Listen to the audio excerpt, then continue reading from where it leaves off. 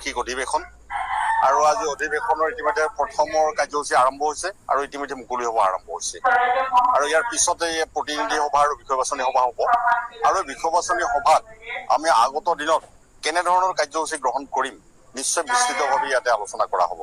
আপোনালোকে জ্ঞাত যে ইতিমধ্যে অসম ৰাজ্যিক প্ৰাথমিক শিক্ষক সন্মিলনীয়ে মুখ্য ৫টামান দাবীৰ ওপৰত ইতিমধ্যে আমি কিছু আন্দোলন কাৰ্যসূচী ঘোষণা কৰিছিলো, আন্দোলন কৰি আহিছিলো আৰু ইতিমধ্যে আমাৰ কিছু দফা চৰকাৰে যদিও তেওঁলোকে পালন কৰিম বুলি আমাক ঘোষণা কৰিছে, আজিলৈকে কোনো ধৰণৰ তাৰ ব্যৱস্থা গ্ৰহণ কৰা নাই।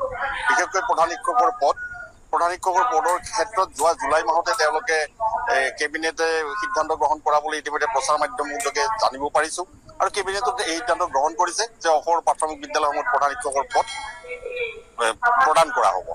কিন্তু আমি এতিয়ালৈকে গম পাইছো যে এতিয়ালৈকে যিহেতু ৰাজপত্ৰ কোনো প্ৰকাশ কৰা হোৱা নাই আৰু সেই একেটা কথাৰ ওপৰতে যোৱা কেইদিনমান আগতে শিক্ষামন্ত্ৰী ডাঙৰীয়াই কৈছে যে যিবিলাক বিদ্যালয়ত ১০০জন বা ১৫০জন ছাত্ৰ ছাত্ৰী থাকে সেইসমূহ বিদ্যালয়তে প্ৰধান শিক্ষকৰ পদ সৃষ্টি কৰা হ'ব বুলি কৈছে। আচলতে আমি খুব হাস্যকৰ বুলি অনুভৱ কৰিছো যে সংখ্যা ভিত্তিক কৰবাত কিবা প্ৰধান শিক্ষক দিব পাৰে নেকি।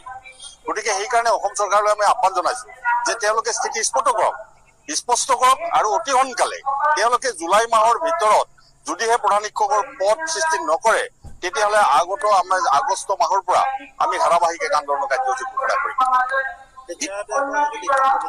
এতিয়া শিক্ষা সেতু এপৰ কথা আহিছে যে শিক্ষা সেতু এপৰ জৰিয়তে আমাৰ শিক্ষক শিক্ষয়িত্ৰীৰ উপস্থিতিকে আদি কৰি বিদ্যালয়ৰ বহু তথ্য পাতি শিক্ষা সেতু এপত তেওঁলোকে অন্তৰ্ভুক্ত কৰাৰ কথা কৈছে আৰু তাৰ জৰিয়তে আমাৰ শিক্ষক শিক্ষয়িত্ৰীৰ উপস্থিতি নিৰীক্ষণৰ কথা কৈছে।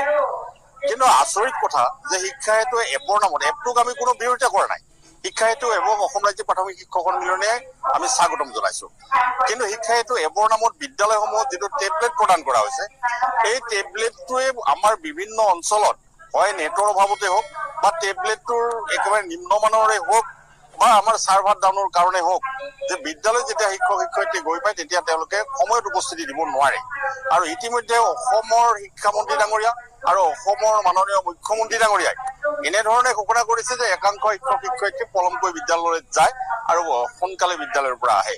আমি তেখেতলৈ আহ্বান জনাইছো তেওঁ এনেকুৱা ধৰণৰ তেওঁলোকে আমাক স্পষ্ট হেৰি দিয়ক, ইনকাৰীত যাওক, গৈ পেলাই আমাক তাৰ নিদৰ্শন দিয়ক যে এইজন শিক্ষক পলম কৰি আহিছে, এইজন শিক্ষক সোনকালে গুচি গৈছে, তেওঁৰ ওপৰত একশ্যন লওক।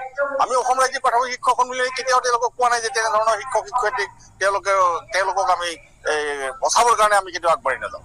কিন্তু মুখ্যমন্ত্ৰী ডাঙৰীয়াই যেনেধৰণৰ ভাষ্য ৰাখিছে তেওঁলোকে সতৰ্ক হওক যে আমাক তেওঁলোকে কৈছে যে ইতিমধ্যে তেওঁলোকে শিক্ষা সেতু এপৰ আলম লৈ তেওঁলোকে এনেধৰণৰ বক্তব্য প্ৰদান কৰিছে মুখ্যমন্ত্ৰী ডাঙৰীয়াই কেইদিনমান আগতে যে আমাৰ একাংশ শিক্ষক শিক্ষয়িত্ৰীয়ে তেখেতসকলক তেখেতৰ দলক যোৱা লোকসভা নিৰ্বাচনত ভোট প্ৰদান কৰা নাই।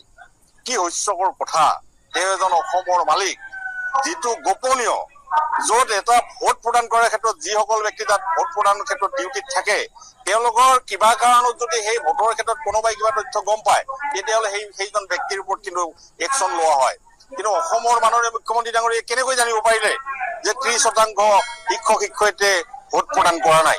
এইটো আচৰিত কথা আৰু অসমৰ এগৰাকী মুখ্যমন্ত্ৰীৰ মুখত এনেধৰণৰ বক্তব্য প্ৰদান নকৰিবৰ কাৰণে আমি তেখেতলৈ আহ্বান ৰাখিছো।